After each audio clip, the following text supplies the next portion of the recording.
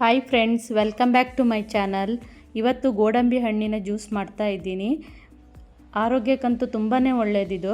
ಹಳ್ಳಿ ಕಡೆ ಎಲ್ಲ ಸಿಗುತ್ತೆ ಈ ಹಣ್ಣು. ಹೇಗೆ ಮಾಡೋದಂತ ನೋಡುವ. ಹಣ್ಣಾಗಿರುವ ಗೋಡಂಬಿ ಹಣ್ಣನ್ನೇ ತಗೋಬೇಕಿಲ್ಲಿ. ಕಾಯಿ ತಗೋಬಾರ್ದು, ಗಂಟ್ಲು ಕಟ್ಕೊಳ್ಳುತ್ತೆ. ಗೋಡಂಬಿ ಮರ ಈ ಥರ ಇರುತ್ತೆ ನೋಡಿ, ಎಷ್ಟು ತುಂಬ ಚೆನ್ನಾಗಿದೆ ನೋಡಿ.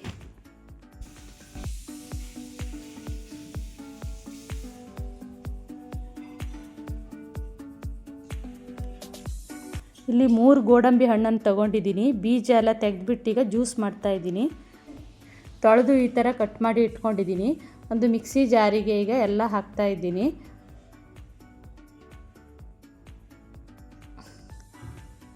ಹೀಗೆ ಅರ್ಧ ಕಪ್ ಆಗುವಷ್ಟು ಶುಗರ್ ಹಾಕ್ತಾಯಿದ್ದೀನಿ. 1 ಇಂಚ್ ಆಗುವಷ್ಟು ಶುಂಠಿ, 1-2 ಏಲಕ್ಕಿ, ಒಂದು 5-6 ಡ್ರಾಪ್ಸ್ ಆಗುವಷ್ಟು ನಿಂಬೆ ರಸ ಹಾಕ್ತಾಯಿದ್ದೀನಿ. 1 ಚಿಟಿಕೆ ಆಗುವಷ್ಟು ಉಪ್ಪು, 1 ಚಿಟಿಕೆ ಆಗುವಷ್ಟು ಪೆಪ್ಪರ್ ಪೌಡರ್, ಸ್ವಲ್ಪ ನೀರು ಹಾಕಿ ಈಗ ನಾನು ಗ್ರೈಂಡ್ ಮಾಡ್ಕೊತಾ ಇದ್ದೀನಿ.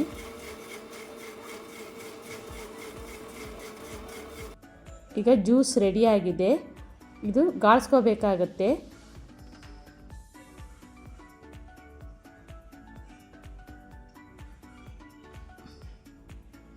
ಈಗ ಗಾಳಿಸ್ಕೊಂಡೆಲ್ಲ ಆಗಿದೆ.